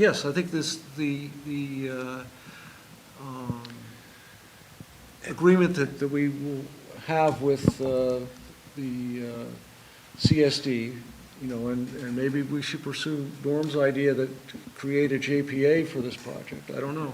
The mitigation monitoring plan that's part of the subsequent MND also addresses this. Right. And it may have to be updated in an actual drought situation that's different from what we'll be testing in. And we have to accept that that's a limitation on our use going forward. Yeah. All right, any other questions? One more over here. I know this is probably a question for MCCSD, but in a situation where the reasonable pumping depletes our well, and we would need a truckload of water. Do we pay for that water? Again, hypothetically, we're dealing with this hypothetical situation. I would say that if your water has been impacted by our drilling, that we should replace your water.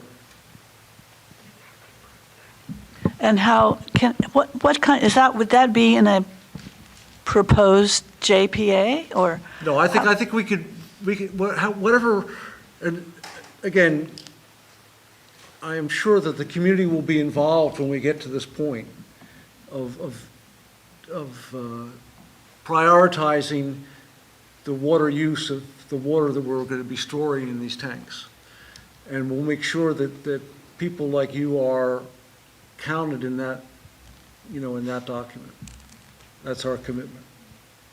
Okay, I hope you're going to be on the board forever. I'm not always going to be on the board forever, but I think that we have a pretty good record of keeping promises that we make as a board. And I think that, as Matt said, we want to have this document in place before the tanks go online. So we're talking about doing something in the next 12 to 18 months. Is the system being designed in any way that it provides water only from tanks between July and January? I think the assumption is there's not going to be too much drought between January and July. I mean, If that changes, then, we obviously have to figure out a new way of doing things, I mean, it is operational year-round to supply the school district's water. right? It's So, the same system. It's one So it's a system. 12-month-a-year system. So, I mean, the school district has been using water from that area for however many years the school district has been here, year-round, right? And how many B&Bs and visitor serving do we have that come with hot tubs? Is there any kind of limit or discussion? I think great questions. And I think when we get to that point of prioritization, we may say that drinking water is a priority and hot tubs aren't. And, And it may be different priorities in 2050 than it is in 2035, yeah. With climate change. Is there someone online who would like to speak? Yes, we have several online. Okay. Mr. Ye?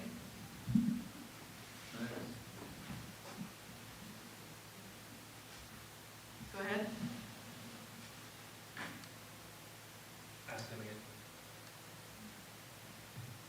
Hi, can you hear me?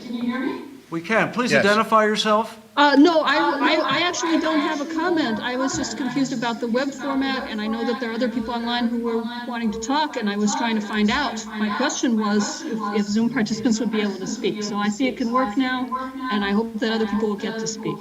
Thank you. Okay. Mhm.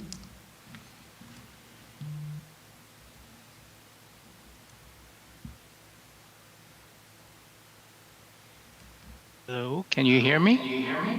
Yes. Yes, go ahead. Okay, my name is Max Ye, and I do have a prepared 3-minute statement that I'd like to make. But before I do that, I wonder if I can just say a few things to about the presentation so far. Is that possible, rather than a comment about the CEQA document? I think that if you don't mind, you can accept that the board has received your prepared statement and use your 3 minutes to make your comments. Okay, on the I will do presentation. that. Let me just do this. My name is Max Ye, as you know, and I'm a neighbor of the school district's project property. And as you recognize, you have my written statement, and it describes the project's legal difficulties. And I'm a little concerned that all the legal aspects of this project seem to have been somehow pushed into the background in favor of this question about about water and allocation and stuff like that. Those are, in fact, issues of legal impact. Because I'm sure you know that, for example, you were just talking about the priorities, right? And about drinking water might be a priority. Drinking water is legally a priority. We have a priority in this state, and it is in the water code, that domestic use and irrigation are superior uses to commercial uses of water. Now, that seems to me is an important consideration in relationship to the fact that this water is going to be used during periods of drought and emergency, and is going to be used presumably mostly for commercial purposes, and that it is being taken from a ground where it possibly would be taken from domestic uses. Now, these are legal questions, it seems to me, that have to be faced when you start discussing things like priority, okay? But what I would like to do is really to walk you through the reasons for water law, which seems to be ignored here, and to explain the reasons so that the board understands that water law is an aspect of public welfare and is not just a bunch of rules and regulations. So I begin with the Water Code, Section 102, which says all water within the state is the property of the people of the state, and the right to use the water may be acquired by appropriation in the manner provided by law. The right to use groundwater specifically is called overlying because it is the right of property owners to use the water under their property, right? So it's tied in with ownership. MUSD has overlying rights to pump in their property. MCCSD does not. But rights come in two parts: the right itself and its correlative obligation. You have the right to exclude people from your land, but that right is correlative to everyone else's obligation not to trespass, right? So MUSD's water rights are correlative. All property owners use the groundwater they share in common by not infringing on each other's rights. This is what you've been talking about impacting your neighbors and stuff like that. It's basic water law. Overlying correlative groundwater rights are also usufructuary, meaning that the water is to be used to fructify the land whose ownership gives the right to access the water. So, MUSD's water right does not include using water off property unless it can do it without shirking its correlative obligation to others. Okay, that's really the point I've been trying to make over and over again. If MUSD wants, yeah? You've made the point, and I thank you for it, and I'll give you, it's been over 3 minutes, and if you have one more sentence you want to add, I'll encourage you to do it. Yeah, okay. Then I would like the board to think about two things. One is the counterintuitive basis of this project. To be legal, MUSD has to pump excess water precisely during drought emergencies when, by definition, there is the least or no excess water. Okay? Two, I would like the board to think about the mandate of Water Code 113, requiring all water projects to be sustainable.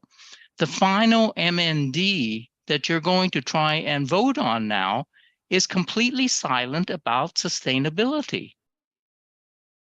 And sustainability requires baseline and projected water budget and balance considerations, which is normal in an EIR, but not normal in an MND.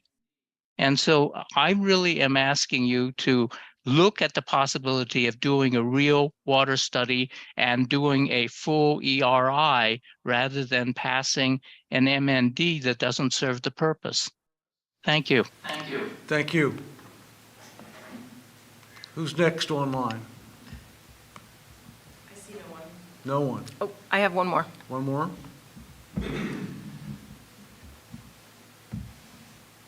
Good evening. My name is Phil Maloney, and I'm also a neighbor on Cummings Lane and share the concern of my neighbors of impact on our well.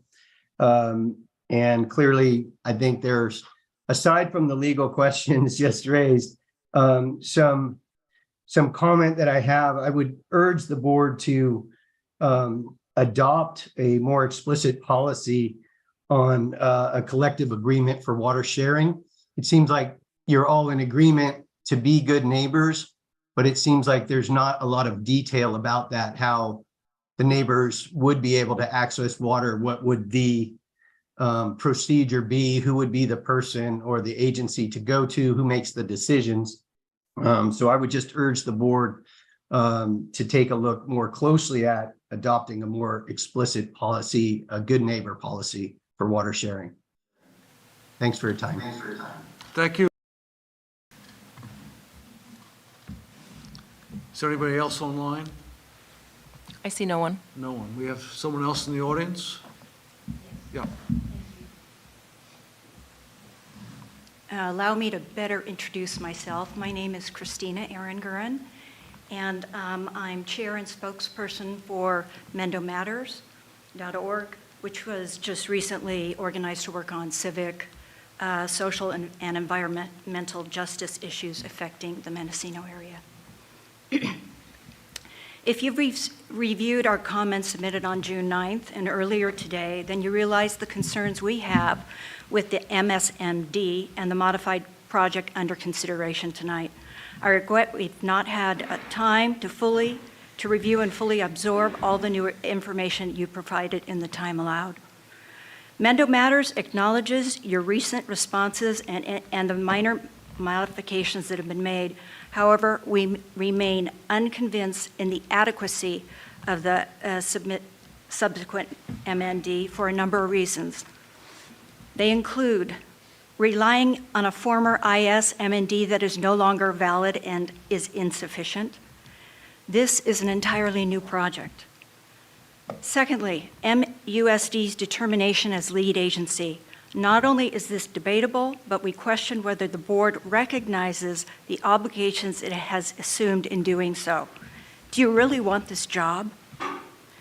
MUSD's legal authority under state water law to extract, store, treat, sell, provide, distribute, and/or allocate state water resources beyond its jurisdictional boundaries. Your primary mission is to educate. Is this not taking your eye off the ball? Failure of the SMMD to consider intentions that the project may likely become the beginnings of a larger public water system. This is, as I mentioned before, this is improper segmentation under CEQA. There are environmental impacts that have not been considered. Ongoing conflict of interest issues with MUSD water system operator manager who duly presides as an elected member of the governing board of the MCCSD. A lack of criteria that should be met first before adopting the SMND, and a lack of commitment for public access to water and ecological data and records. This is a practice and a tool that is becoming more and more common. It is our opinion that state residents have a right to know where, how much, by whom, and for what price their water and other public trust resources are going. This is especially critical in a locale like ours that has a very thirsty hospitality sector. But it's also about something bigger. It's about equity, transparency, and the long-term sustainability of local resources. Mendocino Matters urges that you reject the subsequent mitigated negative deck and not approve the modified project and commit instead on the preparation of an EIR that will more fully and adequately address public concerns, environmental impacts, and consider alternatives. Thank you. Thank you. And for the benefit of anybody listening in attendance, I can be reached at admin@mendomatters.org. Thank you. Any other comments? Okay, I'm going to bring it back to the board. Michael, can you hear me? Yes? Oh, Wind Spirit.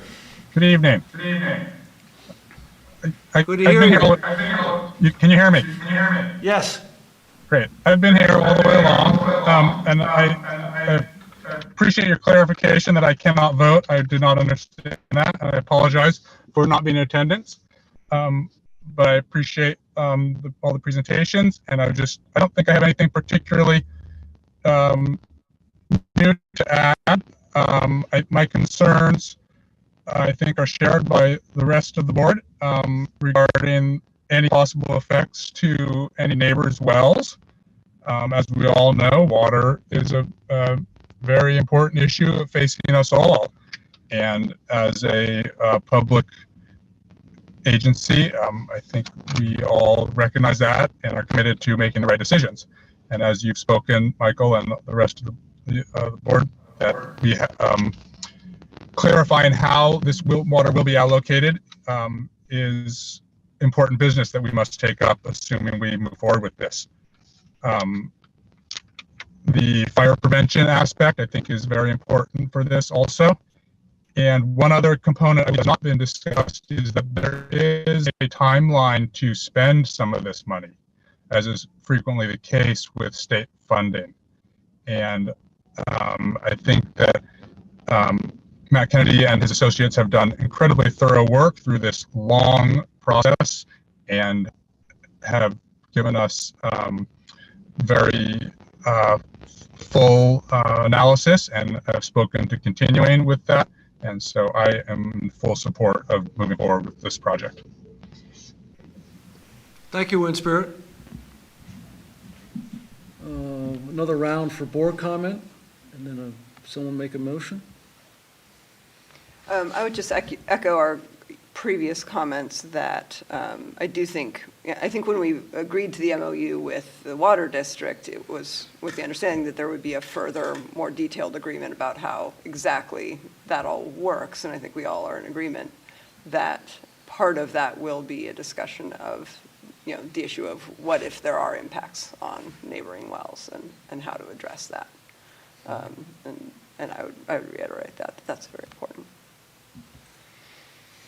I think that as a retired teacher, I would give everybody in this room and everybody else on the planet a D- in dealing with climate change. And I am very supportive of us being forward enough to start doing this now.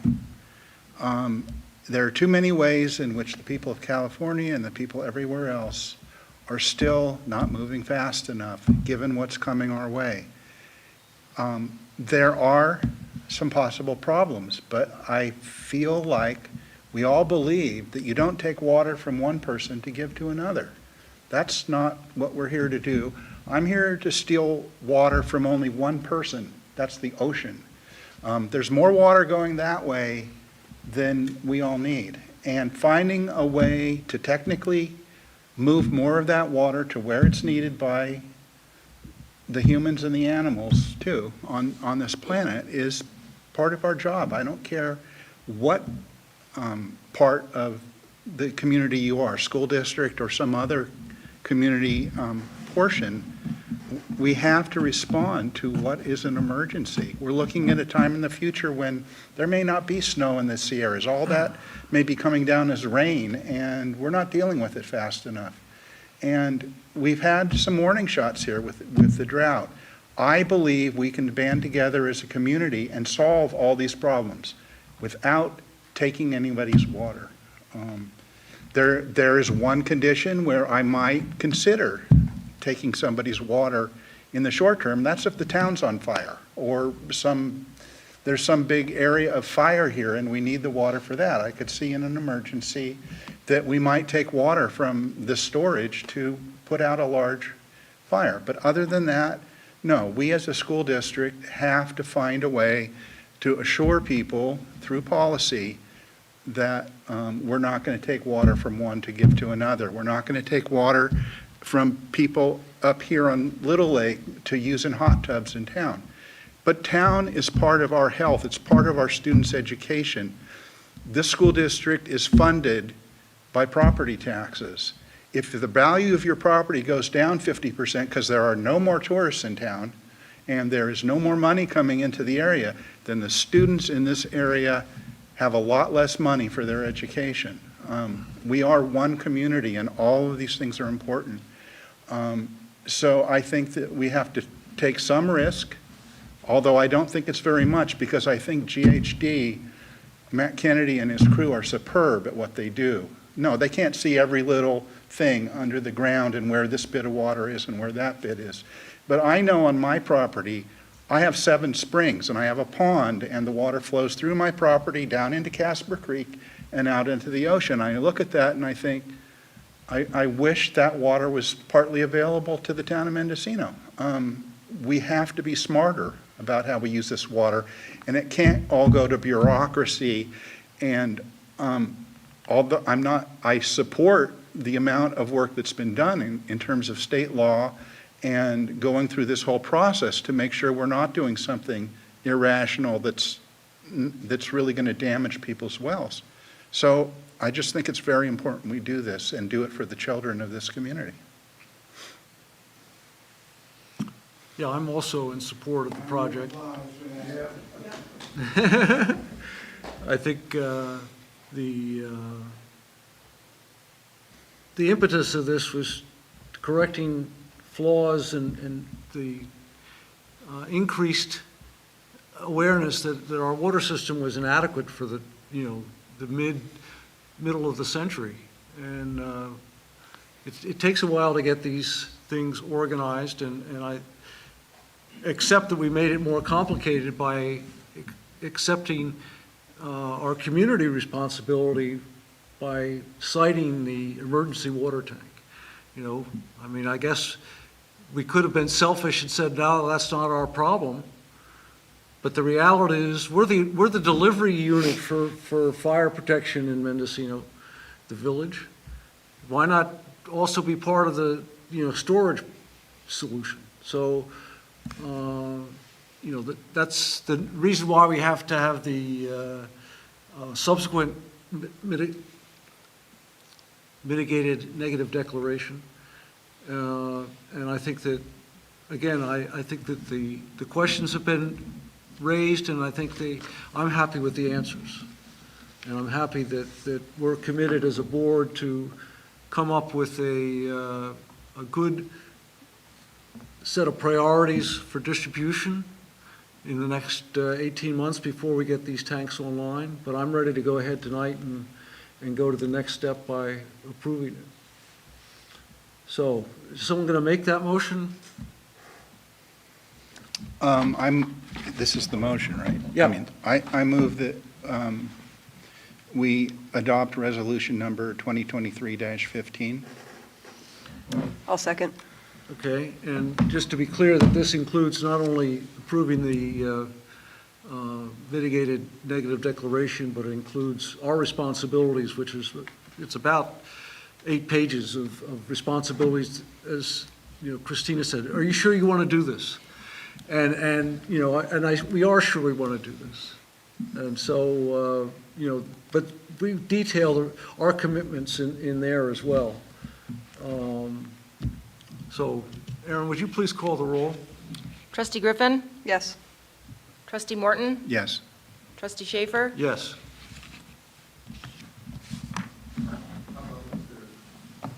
Wind Spirit, because of the change in open meeting laws, in order to be a remote participant, you have to be on screen and Deathly ill.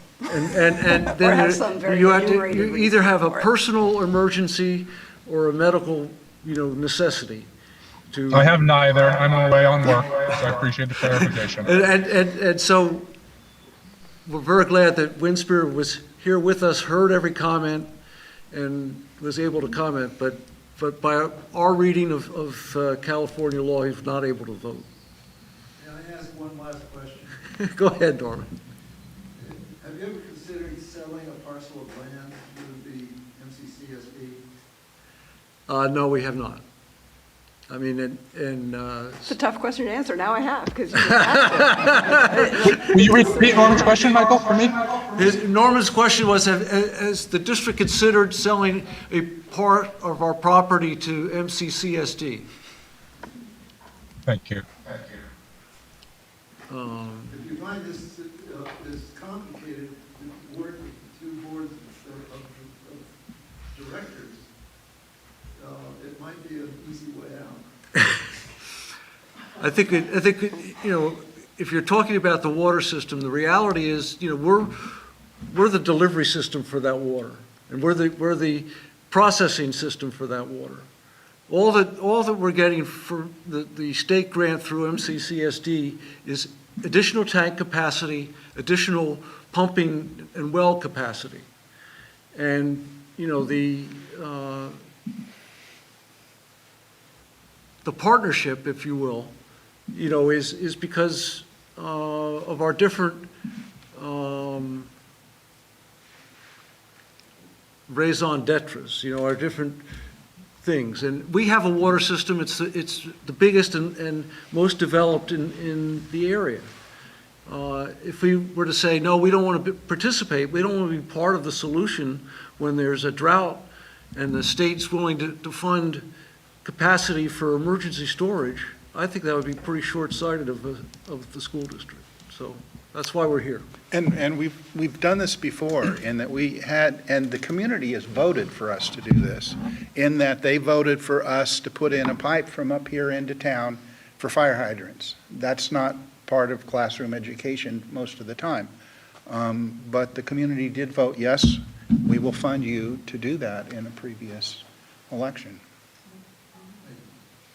All right, so we're done that item, and we're going to move on to item 6.2, I think it is.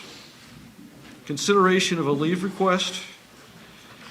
We have a classified employee who works 8 hours a day, 12 months a year, who's requesting a 6-month leave of absence for 50%. So he'd work 4 hours a day instead of 8 hours a day. For 6 months. For 6 months, from July 1st through December 31st, as a trial. So is there discussion on this item? I'm inclined to approve it, so I don't feel the need for any discussion, but No discussion, okay. that's my position. Would you like to make a motion? I'll move to approve it, You move to approve it? the leave, yes. I second it. Okay. Winspirit, are you still with us? Yes, I am. Did you have a comment you wanted to make before we vote? Sure. I think I'm in support of this leave primarily because of the financial savings.